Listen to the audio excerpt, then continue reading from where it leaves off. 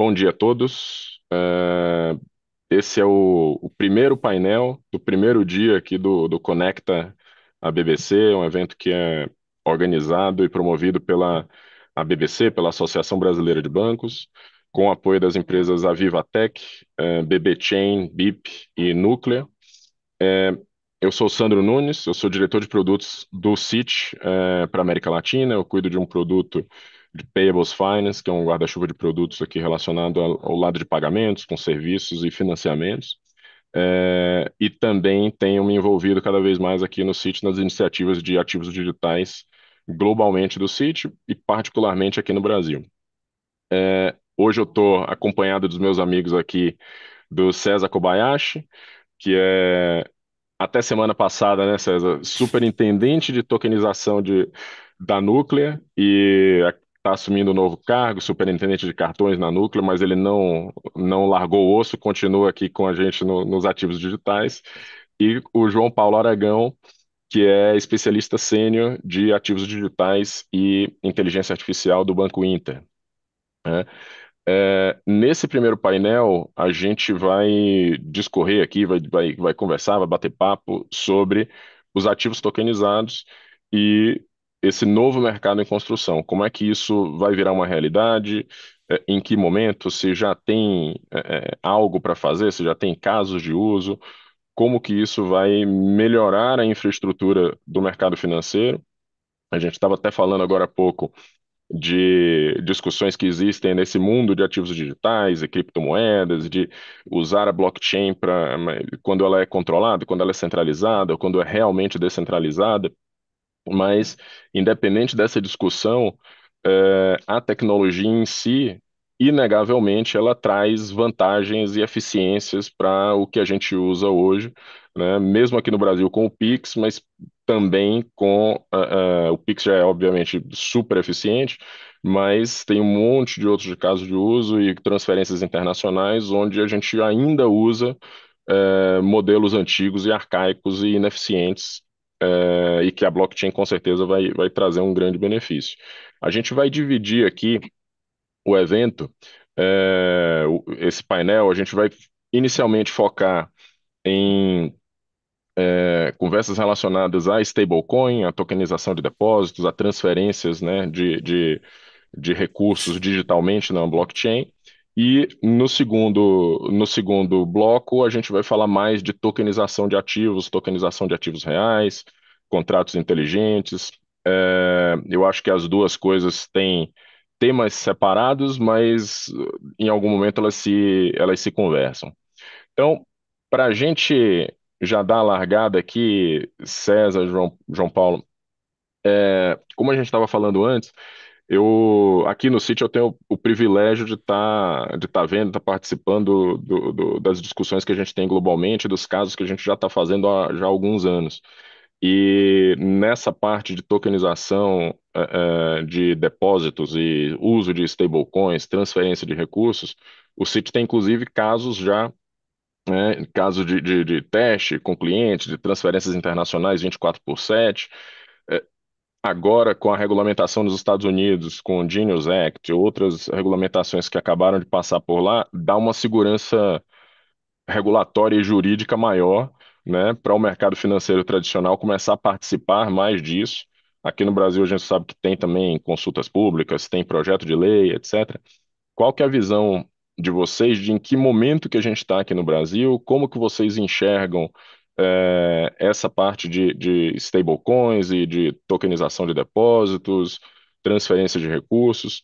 E como que vocês acham que isso pode andar? César, você pode dar a largada aí do seu lado? Posso sim. Bom dia, pessoal. Obrigado pela presença, obrigado pelo interesse no tema, né? Interessantemente, aqui eu estou fazendo uma transição para ser superintendente de cartões bem nessa semana, mas certamente continuo totalmente presente nas frentes de tokenização aqui, relacionadas à Núclea. E eu acho que, primeiro, para contextualizar, por mais que a gente já esteja ouvindo falar há bastante tempo das criptomoedas, bem como também da tokenização de ativos tradicionais, está tudo muito, muito no começo, né? A gente entende que é um movimento como se comparando a internet, é como se o World Wide Web tivesse estreando agora, né? Tivesse estreando esse ano, com as pessoas ainda entendendo que dá para fazer pagamentos, né? Sem ainda ter alternativas para como pagar na internet, ainda naquela Como se era. tivesse nas universidades ainda. Como se estivesse saindo só do ambiente universitário e começando a ser conhecido pelo público em geral, né? Então, acho que a tokenização de ativos está ou nesse estágio ou até anterior, em termos de timing, né? É um movimento que vai ainda se consolidar ao longo dos 5, 10 anos para, de fato, transformar tudo, né? Mas transformar tudo também não é simples, né? Porque eu costumo fazer um paralelo. Imagina que a gente tem um prédio que não é novo, né? Um prédio razoavelmente aí dos seus 20, 30 anos, que tem as suas 1.000 pessoas trabalhando intensamente em todos os andares, e a decisão é transformar esse prédio num prédio moderno, com questões ecológicas de energia, né? Com todos os padrões mais altos de modernização de um prédio, e você quer reformar esse prédio, de um prédio antigo para esse novo padrão, só que todas as 1.000 pessoas que estão trabalhando lá não podem ter nenhum impacto no trabalho delas. Como que é feito isso, entendeu? Certamente é impossível fazer isso demolindo tudo e reconstruindo tudo, né? As pessoas teriam impacto. Fazendo esse paralelo, as pessoas seriam o mercado financeiro em si, que não pode parar, né? Então é por isso que a gente inevitavelmente tem que falar muito sobre. Os movimentos regulatórios têm que prever que qualquer coisa que ele faz tem que ser paulatino, bem como também a gente vê que tem que ser feito por etapas, e naturalmente tudo que é feito por etapas vai focar em casos de uso muito específico, né? E a abrangência da tokenização, ela de novo, como o Sandro comentou, desde da moeda, da representação monetária, até qualquer tipo de ativo, sendo ele até um ativo financeiro ou um real world asset aí, que pode ser, né, muito ilustradamente, é usado imóvel ou até um veículo, né? Então, como a abrangência disso é muito grande, o caso de uso que a gente entende que pode ser colocado, ele vai olhar o quanto de dor a situação atual está tendo, né? No Brasil, como o movimento do Pix foi muito eficiente e é de fato até um case mundial, a gente vê que a tokenização para micropagamentos, que alguns países vão adotar isso, porque vão dar um salto tecnológico, alguns desses países não têm a indústria de cartões evoluída e é por isso que eventualmente pode haver esse salto direto para uma moeda tokenizada. Como no Brasil esses casos de uso estão bastante atendidos pelo Pix, a gente vê que na largada a tokenização no Brasil está indo para a representação de ativos financeiros, sejam eles ativos de crédito ou mercado de capitais e instrumentos financeiros, né? E dentro desse contexto, a gente vê que todo o processo de securitização de ativos acaba sendo aquela grande mira, porque é um ambiente que de fato tem um desmembramento elevado de players, de stakeholders que fazem diferentes papéis, sejam eles registro, sejam eles escrituração, custódia, depositária, liquidação, né? E bem como também com esses papéis desses diferentes entes bastante fragmentados, dentro de uma indústria que também em si é muito fragmentada. Hoje você com 3, 4 pessoas, você já inaugura aí um gestor de fundo, Usador. né? Então, é olhado lá com muita atenção esse processo, e é por isso que, posteriormente, a gente pode falar até que a CVM já imagina alguns movimentos ainda esse ano que podem já começar a favorecer ainda mais o volume que já vem acontecendo, tá? Mas mesmo assim, a gente vê outros paralelos. Aqui, como núcleo, a gente tem alguns cases também, não necessariamente tão atrelados ao mercado de capitais, mas que também já podem trazer alguns benefícios, né? Aqui eu estou me segurando, né? Dado que a gente tem 1 hora para já não começar falando de case, mas eu acho que esse é o ponto, né? Só queria introduzir essa questão desse momento que a gente está, como o Sandro Sim. comentou, que é tudo de fato muito novo e certamente vai ser feito por partes, focando em casos de uso para capturar valor. Os cases, a partir do momento que capturam valor, ganham força, ganham capital corporativo, né, para que novas investidas sejam feitas, e assim o movimento vai sendo gradativo, para que nesse prédio, né, nesse paralelo que eu fiz, as pessoas não sejam impactadas, no caso, o mercado financeiro. Né? Você fez até esse exemplo, foi engraçado. Eu estava aqui pensando, quando você deu esse exemplo do prédio, eu fiquei pensando, o City passou literalmente por isso, né? Era um prédio antigo que foi reformado com todo mundo dentro, mas teve uma pandemia no meio que esvaziou o prédio. Então eu espero que a gente não tenha uma É, aí, pandemia no aí meio para poder facilitou, migrar né? para. Exato, exato. Mas É. espero que não tenha uma pandemia no meio para a gente migrar para o novo.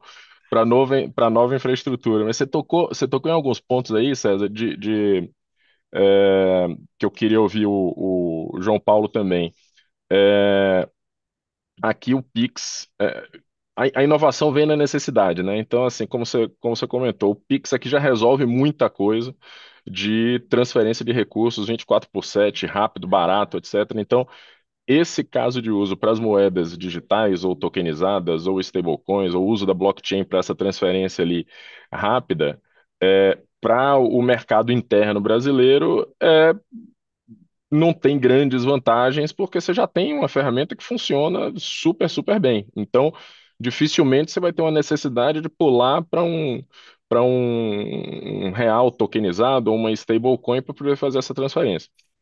De Contudo, né, nas transferências internacionais isso não é ainda uma realidade, né? Então, empresas ou pessoas que precisam converter seu real em dólar, fechar um câmbio, mandar isso para ele próprio no exterior, para um outro banco, para outra empresa, é uma tarefa é, que é bem mais complicada e demorada e custosa do que simplesmente você mandar um Pix, né?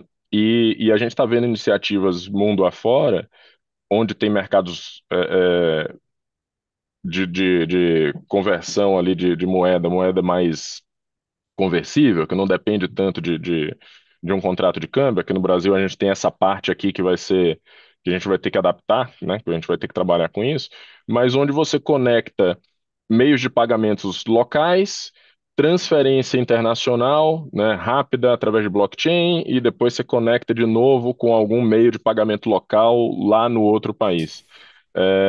O exemplo que eu estava dando inicialmente lá do Citi, mas ainda dentro do ambiente Citi, né? Mas a gente começa a ver casos de uso e exemplos de bancos, empresas começando a oferecer esse tipo de coisa.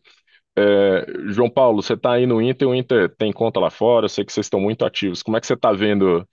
Não precisa necessariamente dizer coisas que vocês estão tá no forno aí que você não pode falar ainda, mas do É, ponto de vista conceitual aqui, como é que você está vendo isso? sim. Obrigado, Sandro. Obrigado pela oportunidade. Agradecer ao Licion também pelo convite. E bom dia a todos que estão aí de maneira remota. Obrigado aí pela participação. Olha, é, igual o César comentou, eu gosto de exemplificar, né?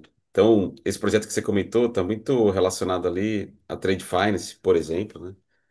E aí, trazendo um pouco o que o César comentou, até fazendo uma conexão, é a questão para mim, uma palavra-chave é interoperabilidade.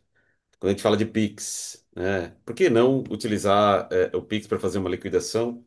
A partir do momento que você não tem disponível, por exemplo, um depósito tokenizado, você não tem uma prova de reserva e assim por diante, tá? Então, existem muitas possibilidades. A fase 2 ali do piloto do Drex foi bem, vamos dizer assim, foi excelente para fazer testes. Então, um dos Uhum, casos de uso, por exemplo, foi o do Trade Finance Internacional. Nós criamos uma stablecoin, então isso foi bem interessante. Criamos um lastro para essa stablecoin. Então, a palavra confiança e lastro você vai ouvir muito aqui dos casos de uso, né? Então, como é que um outro país confia se eu realmente tenho uma prova de reserva, se eu tenho um lock aqui, né? Se eu tenho realmente, ou o Banco Central, a partir de uma prova de reserva de inúmeros bancos, podem provar isso ou não. Então, agora, imagina, agora vamos caminhar lá para o cliente do Inter, por exemplo, tá? Numa hipótese aqui, imagine que tem uns fazendeiros, eles querem facilitar todo o fluxo de troca de soja. Não que a soja seja tokenizada, existe todo um fluxo de supply chain. Mas, ao mesmo tempo, você tem que ter um fluxo de prova, de maneira que você faça esse fluxo de câmbio, de FX e de pagamento. Então, se eu tenho, por exemplo, uma prova de reserva aqui no Brasil, uma prova de reserva em outro país, como é que a gente faz essa troca? E aí, em determinado momento, eu quero incluir um outro país. Imagine que ele tem um sistema de pagamento como o Pix ou Open Finance que você inicia esse pagamento. Então a gente começa a ter uma interoperabilidade real, não somente entre blockchain. Gostei que você trouxe essa questão do Pix. É, teve até um cara do Banco Central que acabou de ir para o Fundo Monetário Internacional. Provavelmente Sim. ele vai apoiar aquele projeto Nexus, né? Que o projeto Nexus é ter vamos dizer assim, um Pix internacional. Então, de novo, né?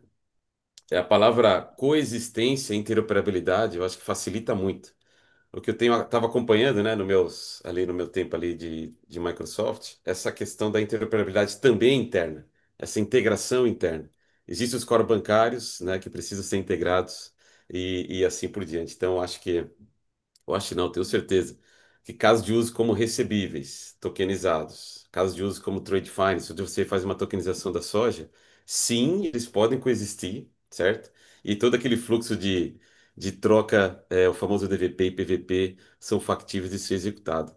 Aí é o arranjo que você quer utilizar. Você quer utilizar um Drex-like, você quer utilizar um ambiente de stablecoin, você quer fazer essa liquidação com Pix ou com Open Finance, com licitação de pagamento de Pix via Open Finance? Sim, é factível. Então, obviamente, só com algumas adequações ali, inclusive você já consegue conectar com o seu cartão bancário. Então, hoje, sim, eu gostei que o César comentou. O que que é o mais fácil hoje, né? A gente tokenizar letras de crédito e assim por diante, ativos financeiros ali que existe um processo, por exemplo, debêntures, né? Eu participei ali junto com a B3, o fluxo ali de tokenização de debêntures. É mais fácil, não a lógica, não a complexidade, mas é muito mais fácil, igual você comentou, né, de uma soja sendo tokenizada, eu tenho que fazer todo o rastreamento, até um crédito de carbono, para evitar qualquer tipo de greenwashing, né, para evitar qualquer. Eu preciso ter uma prova de existência. Aí sim, aquele imóvel, aquele carro, aí sim eu acho que é possível acelerar. Mas em termos de liquidação, a palavra interoperabilidade e integração, acho que tá no caminho. Eu acho que você queria falar alguma coisa, Saninha?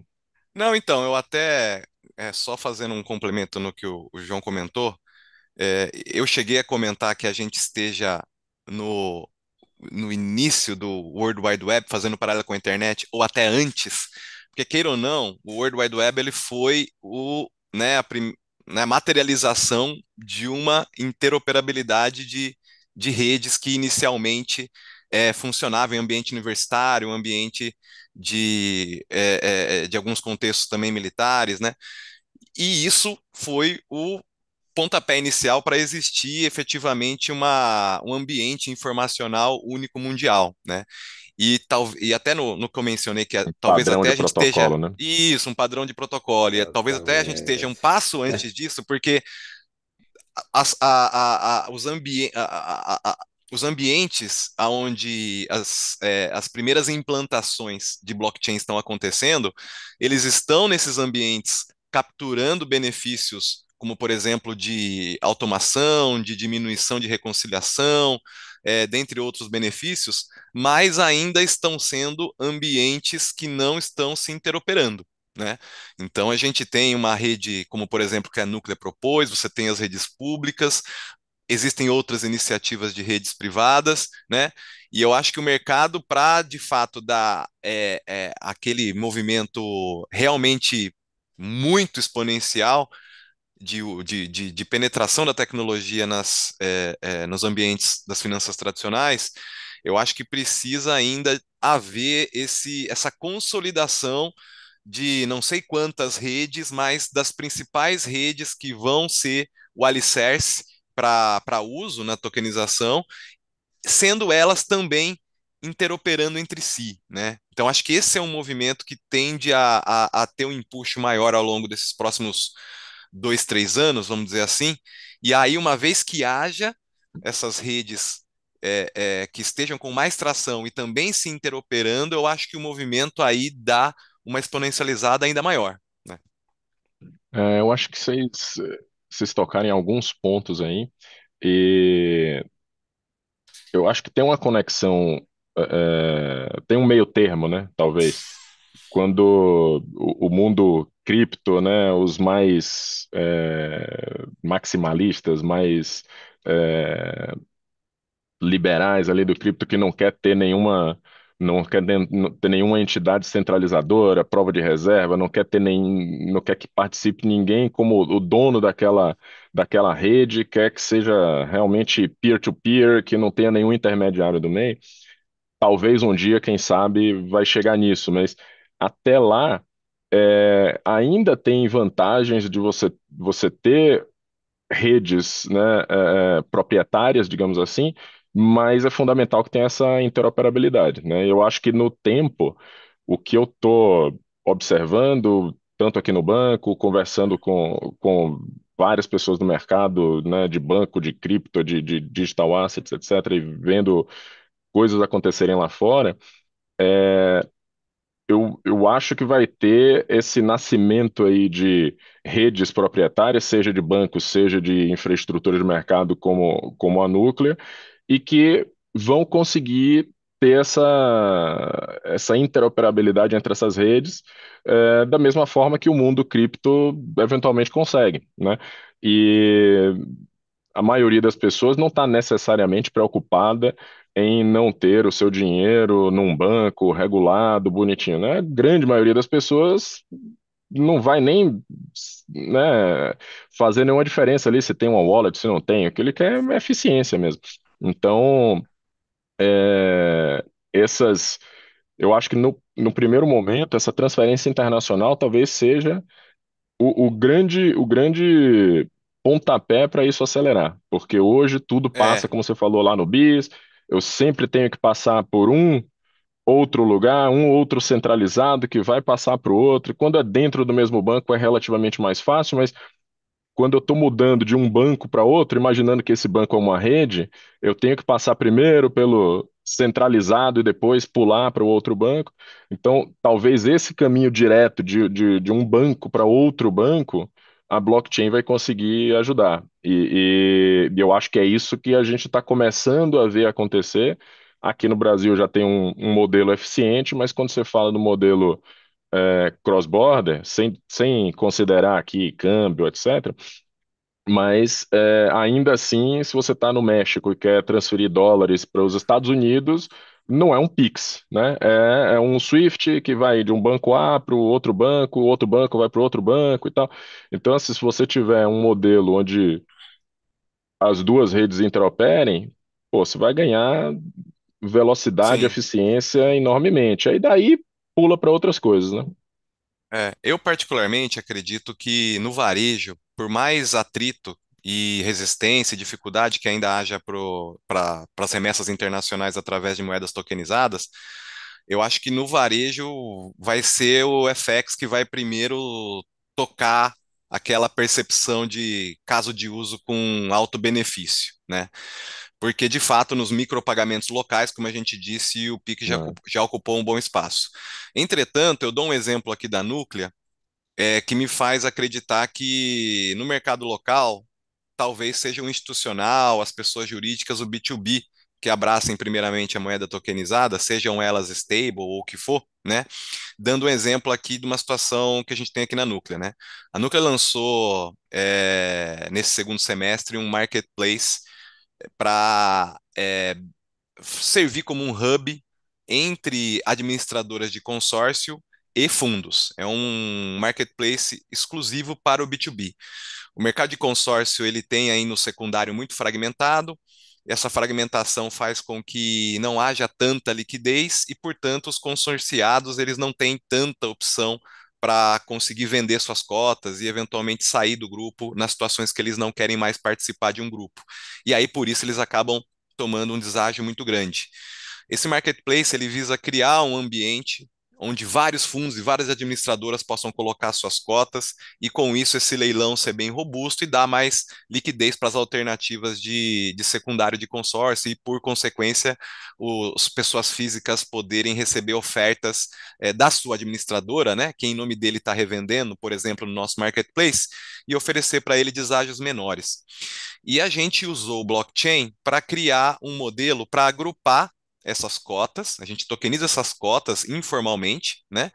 Através dessa tokenização, a gente cria contratos inteligentes personalizados para cada administradora, ela opera as regras e com esse agrupamento, o fundo ele faz um lance e tem também através do portal uma liquidação numa quantidade financeira maior. E isso está tendo vários benefícios, né, de viabilizar um volume maior com mais facilidade, seja na precificação, negociação ou liquidação, né? Mas não é nada próximo de securitização, porque no fim a gente Sim, só troca a titularidade mesmo, né? Mas um ponto interessante é que um desses fundos que está lá, ele falou, não, mas como é que você vai uma vez que eu ganho o lance dessas cotas, que a gente tem leilões semanais, né? Uma vez que eu ganho esse lance, como é que você vai me liquidar? Não, a nossa proposta aqui ainda é uma liquidação off-chain, né? A gente pega o dinheiro do seu custodiante, troca a titularidade na administradora e deposita o dinheiro lá para eles, né? E aí na administradora troca a titularidade. Como é que você faz com esse token?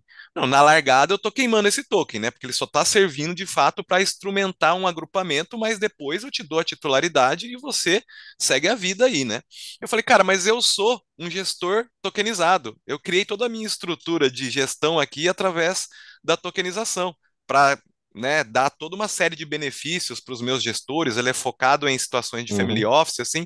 Ele falou, cara, e se eu quiser esse token? Não queima, eu queria pegar esse token para minha rede e já encaixá-lo aqui no meu processo de securitização tokenizada. Eu falei, putz, eu ainda não estou pronto para isso. Eu ainda faço uma liquidação off-chain, pego o seu dinheiro, você tá te um dou pouquinho na frente. titularidade. É. Daí ele falou, mas interessante, né? Então já é um primeiro exemplo de uma situação que aproveitou pontualmente a automação do blockchain, né? A gente Sim, criou uma alternativa para um mercado ainda não tokenizado, mas um player que já está tokenizado, ele já sinalizou que, pô, no futuro, se você puder me dar essas cotas nos tokens, eu já coloco isso na minha esteira de securitização tokenizada e já segue o meu fluxo aqui automaticamente, né? é, Então, é um exemplo aí de como a securitização vai puxar eventualmente para o institucional a necessidade de, ó, pô, se o institucional está usando, às vezes eu vou também querer uma moeda tokenizada. E, né, então, é um exemplo que eu uso para ilustrar, né? sim. Eu tô vendo, tem algumas perguntas que chegaram aqui. Eu vou fazer o gancho com o nosso próximo tema aqui de ativos tokenizados, como você está falando, e eu queria ouvir você também, João Paulo. Mas ainda no finalzinho aqui de stablecoins ou depósito tokenizado e tal, você falou aí, César, de o varejo, né? Talvez seja o primeiro entrante ali, porque é mais fácil e tal. Aqui, cara, eu tenho visto algumas demandas e dores que eu acho que vão ser bem resolvidas com as, pelo menos, transferência internacional, né? Porque quando você pensa em empresas que precisa pagar alguma coisa fora, ou que precisa liquidar um empréstimo que tomou fora, precisa pagar algum importador, etc.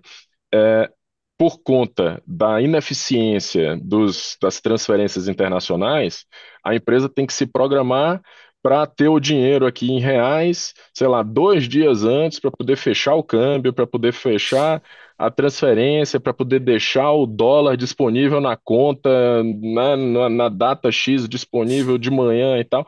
Se você tem essa transferência como se fosse um Pix, né, uma transferência via blockchain, o cara pode usar o dinheiro dele normalmente aqui o dia inteiro e, sei lá, no final do dia, no fechamento do caixa dele, ele aperta o botão, transfere e já está do outro lado. Ele não precisa perder esses 2 dias ali de eficiência, que às vezes para a pessoa física não é tanto, mas para as empresas pode fazer diferença, né? Então, talvez do lado das empresas, se isso se tornar algo regulado, confiável, né? Que você consiga unir aqui as pontas de, pô, tenho que fazer um contrato de câmbio, tenho que fazer isso, mas ao mesmo tempo eu consigo acelerar a velocidade dessa disponibilidade que você coloca no outro país, eu acho que vai ter uma demanda importante, né? Porque para as empresas eu acho que vai ter um benefício muito grande. Não sei se Não, você concorda, sem dúvida. discorda, acho que eu estou falando besteira aí, João Paulo. Não, tá perfeito. E a gente, vamos lá, pensando na soberania, né? Em governança do país e soberania. A gente não precisa obrigar. Imagine que aqui foi escolhida uma tecnologia de blockchain.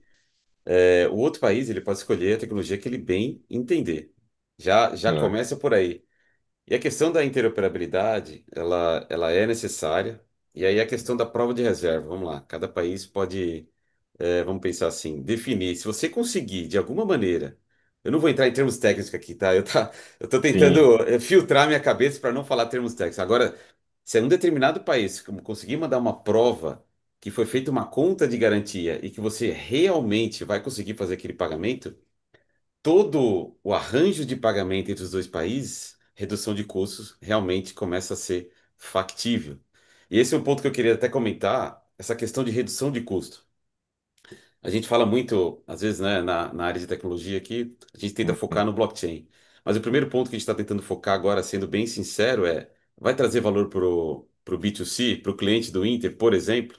Vai reduzir custo da transação? Vai melhorar a conciliação, reconciliação, liquidação e assim por diante.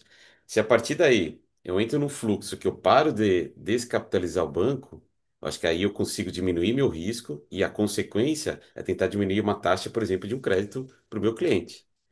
E aí, o pessoal comentou muito ali do final da fase 2 ali do Drex, e é um pouco disso, né? Vamos esquecer ali o Drex, que era uma ferramenta de liquidação, mas o ponto que é interessante é focar no caso de uso e realmente fomentar crédito de maneira que eu tenho lastros, né? Então é o famoso crédito com colateral. Então a gente pode pensar em debêntures, em recebível, em duplicata. Tem vários documentos e ativos, assets que nós podemos utilizar. Obviamente, o fazendeiro tem a soja, o milho, ele tem a commodity ali que ele tem a pode usar. fazenda, né? Tem a fazenda, exatamente, que é algo real, né? O próprio imóvel, né? É o próprio imóvel que hoje foi iniciado ali um trabalho de tokenização da matrícula. A gente não consegue fatiar o imóvel, mas a gente consegue utilizar ali um registro. Mas o que eu tenho trabalhado metade do meu tempo, Sandro, hoje, sendo bem sincero, é qual que é o ROI? Qual que é o ROI daquela oportunidade? Será que uma debentures, aquela taxa daquela debentures da emissão, você acha que a gente consegue diminuir assim por diante? Assim como o projeto de Trade Finance. A gente fez fim a fim, conectou, aí que foi legal, tá? Meus amigos, não foi só país. Foi país, outras plataformas, e aí foram no mínimo 3 a 4 plataformas se interconectando e conversando. Então eu sabia, foi até um caso interessante que eu fui falar com a Receita Federal, ele sabe que a mercadoria sai, mas não sabe se a mercadoria chegou. Então, o blockchain é perfeito para esse ponto, porque eu trago rastreabilidade e eu trago observadores para aquela transação. Então, não é só o banco A, banco B, banco central A, banco central B. Eu tenho Receita Federal. Eu tenho, imagine que eu tenho uma stablecoin espelhada nesse ambiente de trade finance e eu consigo pagar o caminhoneiro do outro lado do país, eu consigo pagar o cara do porto e assim por diante. Então, realmente, a adoção daquela stablecoin começa a fazer sentido.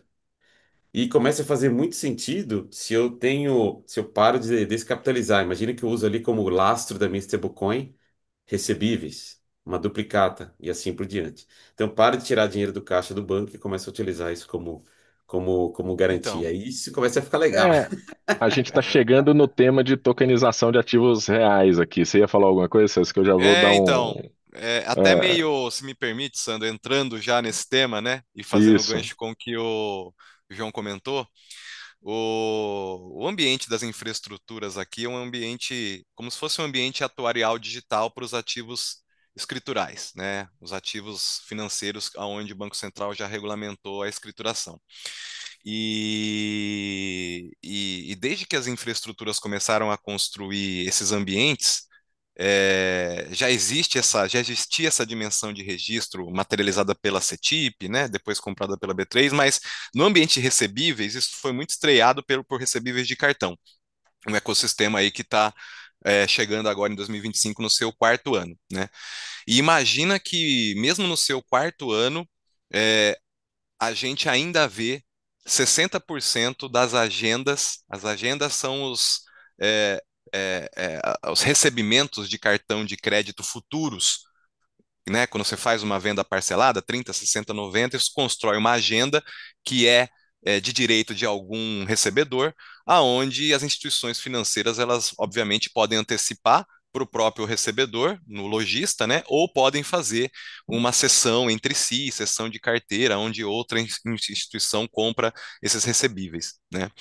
Imagina que nesse ambiente de cartão de crédito, um ambiente que entre crédito e débito já é 4 trilhões por ano, mas na sua grande maioria o crédito, né? E nessas agendas a receber, a gente ainda vê 60% desse volume livre. O que quer dizer livre? Que ainda que poderia ser instrumento de garantir uma operação de crédito e ainda não está, né? Então é um potencial muito grande ainda, né? Isso é de fato um instrumento para, como o João comentou, diminuir taxas, né? Lastrear operações de Sim. empréstimo. E Até o quando Banco Central mostra, né, a queda de taxas nas operações com isso, cartões ao longo do né? tempo, depois que Isso. organizou os arranjos e tal. E a grande visão das infraestruturas de mercado, naturalmente, talvez dos bancos também, né? É de, num futuro, por exemplo, você tem um estabelecimento comercial que fez uma compra de um fornecedor numa relação lastreada por uma duplicata, né? Mas essa dívida que ele tem dessa relação comercial, ele consegue pegar um recebível de cartão dele e pagar essa duplicata, entendeu? Imagina um futuro onde a interoperabilidade de meios de pagamento e de instrumentos financeiros esteja tão elevada que por mais que. Porque assim, já existem cases que, mesmo cases entre cartão com cartão, já é um negócio que a gente ainda engatinha, né?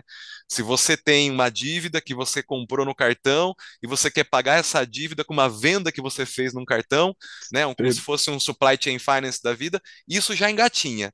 Quando você É. mistura instrumentos financeiros, é ainda mais distante, mas é algo que a depender das infraestruturas que estão sendo construídas, como a gente já tem a de cartões, está sendo construída de duplicata escritural, às vezes não está tão distante assim. Você usar um É, recebível para pagar uma outra dívida em outro tipo de recebível. eu tenho uma visão, talvez seja um pouco mais para frente, mas que é em linha do que você está falando.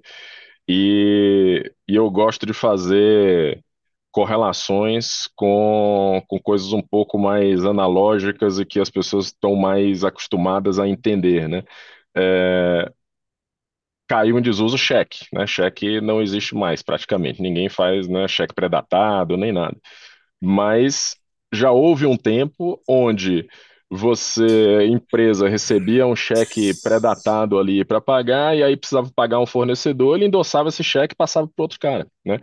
Na Argentina, ainda é comum você ter endosso do cheque, você vai passando aquele recebível de um para o outro, você tem cheque lá com 10 endossos, né? Então você vai ao invés do cara depositar o cheque, pegar o dinheiro e pagar o fornecedor, ele passa para o fornecedor um passa para o 2, o outro passa para o 3, e você vê aquele, entre aspas, token circulando na economia como se fosse dinheiro, baseado no risco de crédito do emissor do token, né? Que na prática ele não é dinheiro, ele é o risco de crédito de quem assinou aquele cheque do dono da conta, né? Porque ele não é garantido, é diferente de cartões que você tem ainda infraestrutura ali, mas o risco, la garantia sou eu, né? O risco é o cara que emitiu, que assinou o cheque, ou no caso da duplicata, o cara que vai pagar aquela duplicata, se tudo der certo.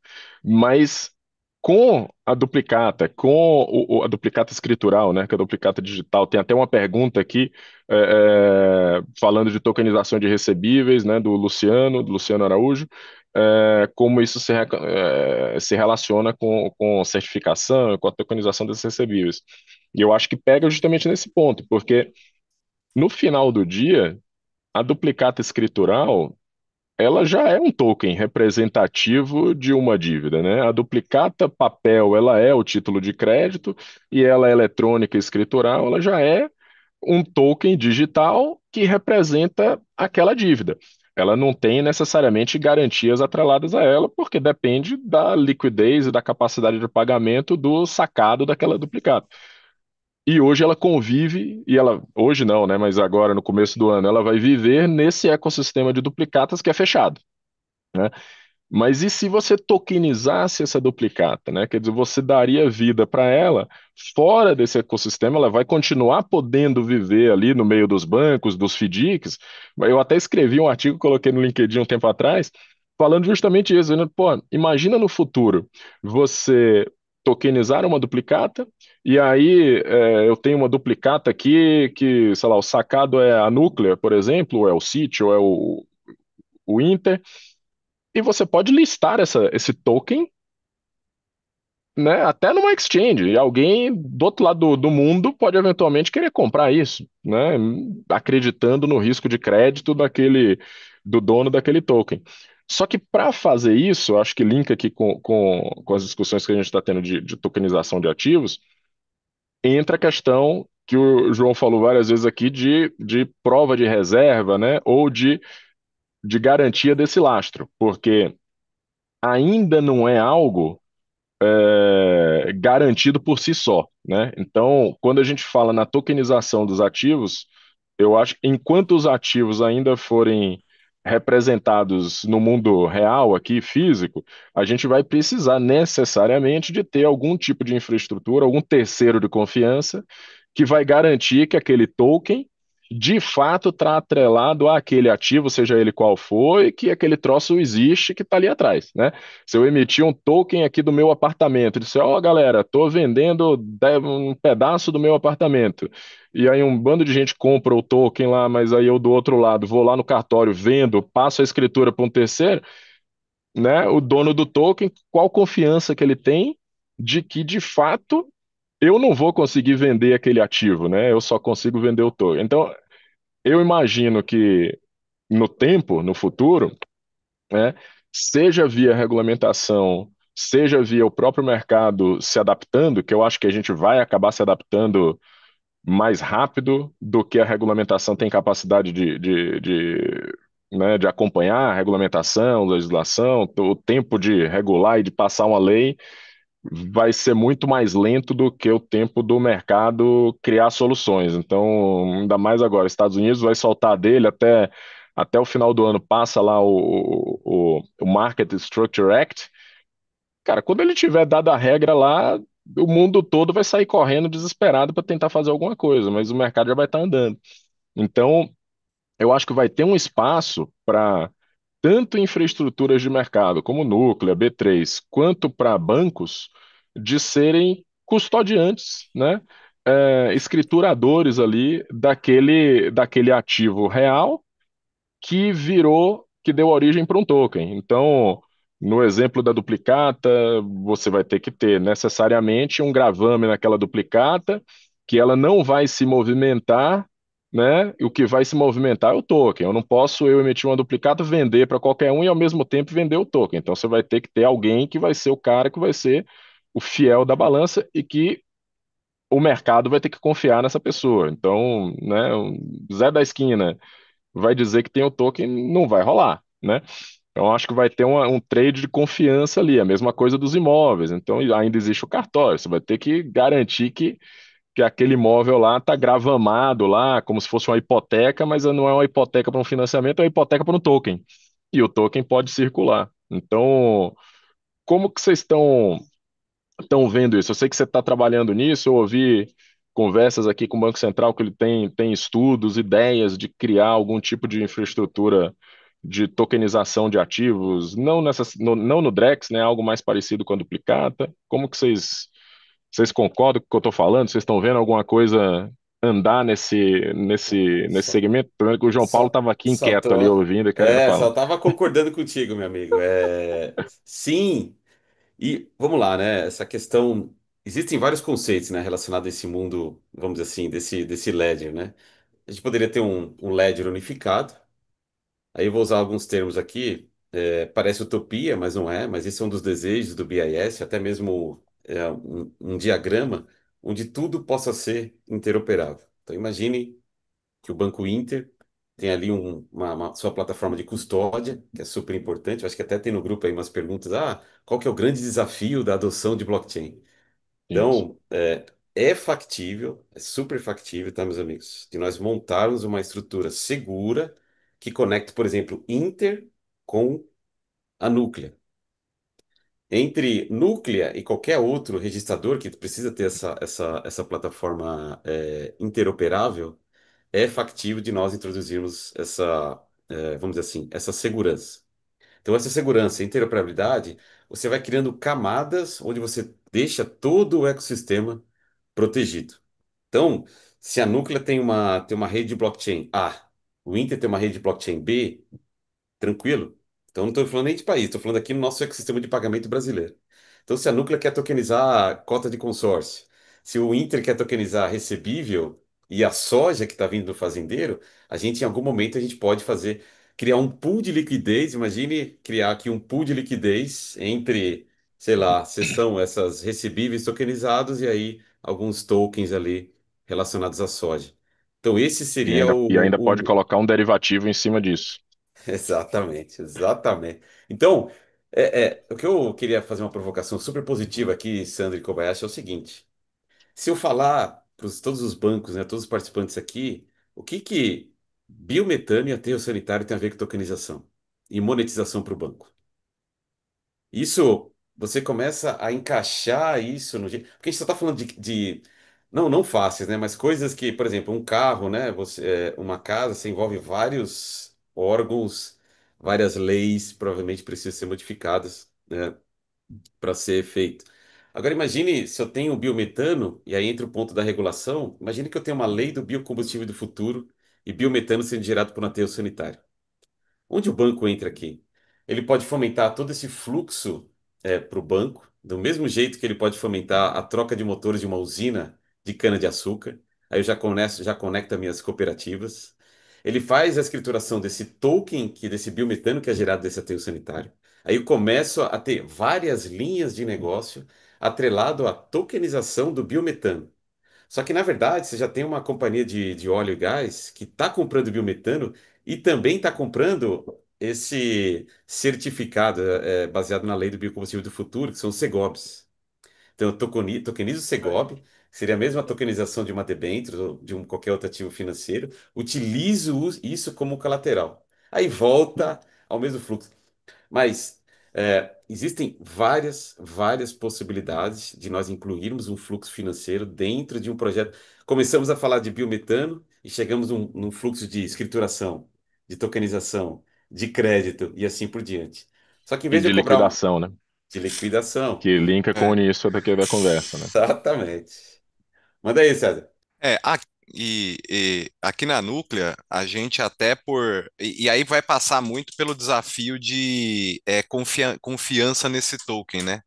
Então, acho que esse é o grande desafio que eu acho que eu vejo que impede eventualmente algumas ideias ganharem mais tração, né? Porque no fim do dia, o investidor ele tem que estar tendo essa confiança no que está por trás de tudo isso, às vezes sem nem conhecer, mas como sempre tem alguém que está vendendo esse token, esse que está vendendo sempre vai ter alguma participação nesse processo e também não quer se envolver em nada que não seja robusto, né? Por isso que aqui na Núclea não tem nenhum segredo aqui, a gente já tokeniza duplicatas dentro do ambiente pré-escritural, né, que é a duplicata Sim. mercantil, vai tokenizar duplicatas dentro do ambiente da duplicata escritural, que vai nascer aí ano que vem, e a gente já tem para esse ano também a previsão de tokenizar recebíveis de cartão, porque como o nosso ambiente já é o ambiente atuarial digital, né, desse ativo escriturado, e a gente já interopera com as outras infraestruturas que também atestam a existência desse ativo, a gente já consegue dar uma robustez para esse token.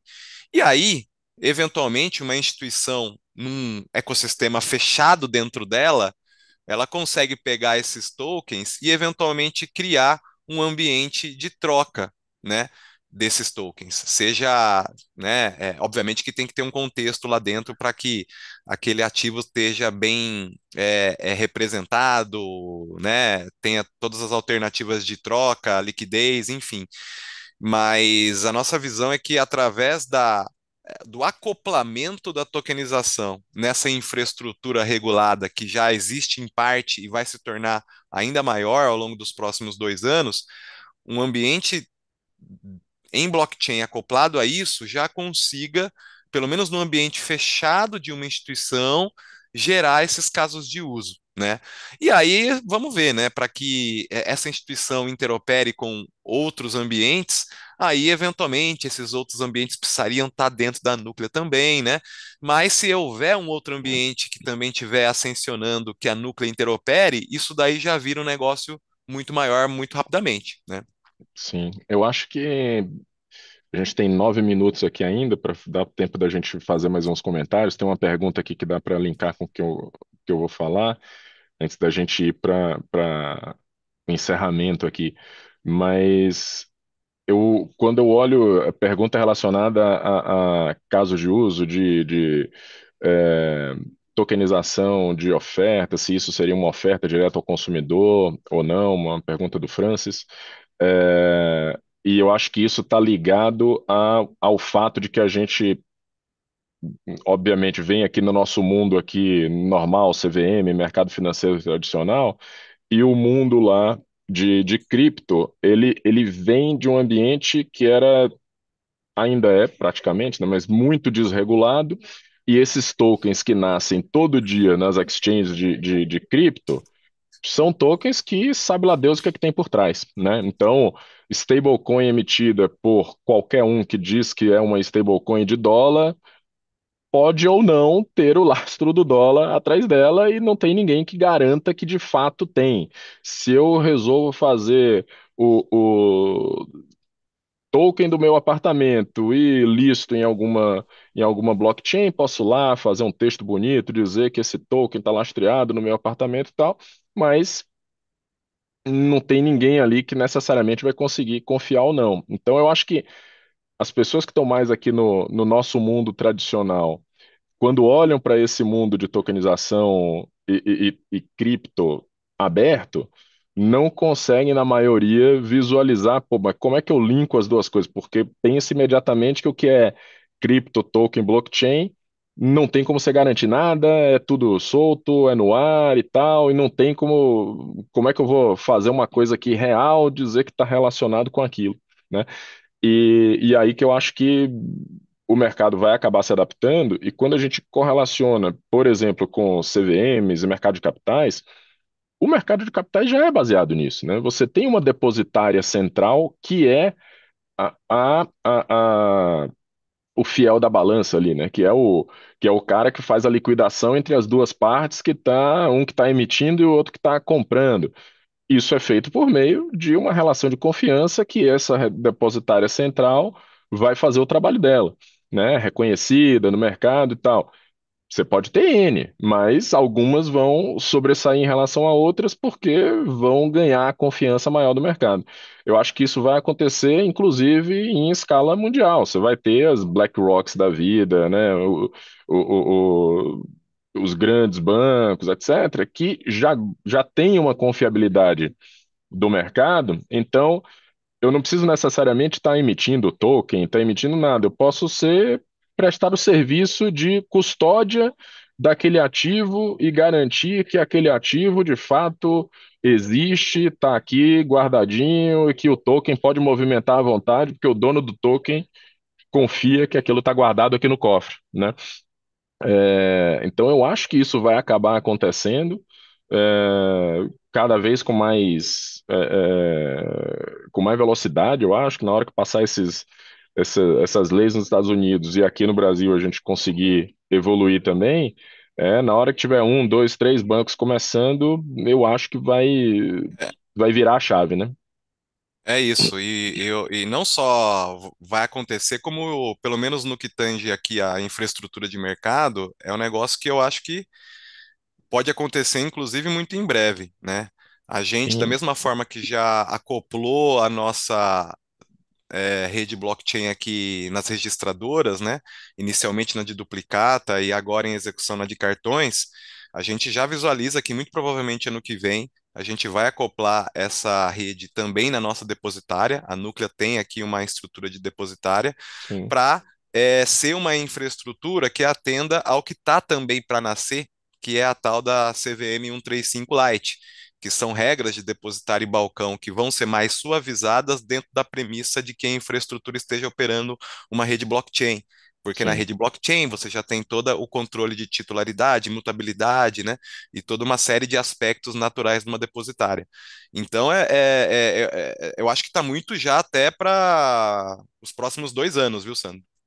Sim, e tem, só para complementar aqui o ponto lá da pergunta, que se é uma oferta, se não é uma oferta, eu acho que essa é a discussão que tem acontecido também na CVM, porque para você fazer uma oferta de um título mobiliário, tem todo um regramento, você tem que garantir se é uma oferta pública, né, de que as informações estão dadas, que, né, o suitability ali de que tipo de investidor pode comprar aquilo. Então tem que se ter um cuidado de não começar a proliferar emissões de tokens que pareçam com ofertas públicas de dívida e que os investidores eventualmente sejam enganados, né? Sejam levados a comprar algo que parece que é uma coisa boa, que tem lastro, etc., e no final não tem. Então, eu acho que tem que ter algum tipo de regramento, que eu acho que é para onde está andando, né?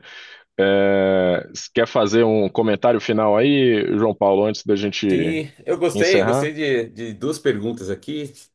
Uma, acho A gente que tem 3 minutos, tá? 3 minutos. É. Isabela, super rápido, sua pergunta relacionada a qual que é o grande desafio de adoção de blockchain, tá? Olha, aí tem uma pergunta aqui também um pouco mais técnica, né? Perguntando se é segurança, escalabilidade. Isso é adaptável, tá, Fabiana? Até respondendo até diretamente para a Fabiana Isch, que perguntou isso. Ela está perguntando se existe problema de escalabilidade, segurança. Olha, precisa ter um plano, né? Então vamos pensar.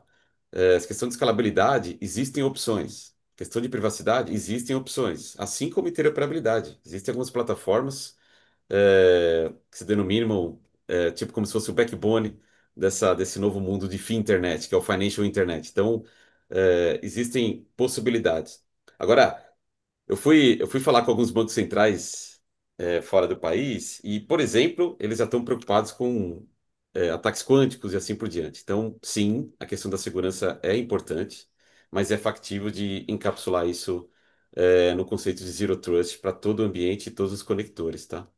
E Boa, aí, boa. tem a pergunta aqui da Isabela relacionado a qual ativo que ia bombar nos próximos anos. Aí é para nós três aqui, certo? Eu Aí eu me imagino, abstenho. eu imagino que a questão de imóveis, se for bem estruturada ali, para mim essa é uma aposta, tá? Mas obviamente as letras de crédito aí como colateral Ah, é que já tá andando, né? César, tem alguma opinião aí? Aí é mais pro pessoal do que. Não, eu acho que a gente, de fato, eu acho que um principal ponto aqui é um último colocado aqui pelo é, Murilo, talvez, está cortado aqui, que o desafio no final do dia vai estar, inicialmente, pelo menos agora, na questão do conhecimento, seja na É, questão técnica, seja na questão de negócios também do universo executivo, tá? Tá tudo ah, muito no começo, né? E até falando um pouco da pergunta anterior, né, questões de como garantir insolvência, segregação patrimonial, o blockchain é uma tecnologia, tá? Ele não resolve não quando, resolve né, isso, um sacado não necessariamente. paga, né? E na questão de segregação patrimonial, isso é muito no ambiente jurídico, né? E contratual que essas coisas são Ah, tentadas ser resolvidas hoje. E com o blockchain, você consegue, pelo menos, se você tiver um ambiente todo em si, né, da cadeia de instituição financeira, sacado excedente tokenizado, você consegue criar toda uma regra de programação para respeitar uma certa segregação patrimonial em caso de solvência ou insolvência, né? Então, exato. ele é só uma ferramenta, entendeu? E cabe aqui todo mundo estar investindo nesses conhecimentos para poder achar a melhor alternativa ao longo do tempo, né? Bom, nosso tempo acabou. Eu quero agradecer muito aí, César, João Paulo. Obrigado, foi um papo, para mim, pelo menos, foi um papo muito bom. Obrigado ao BBC. Lembrar a todo mundo que esse painel está sendo gravado e que vai estar disponível no YouTube a partir de amanhã, lá no canal da BBC.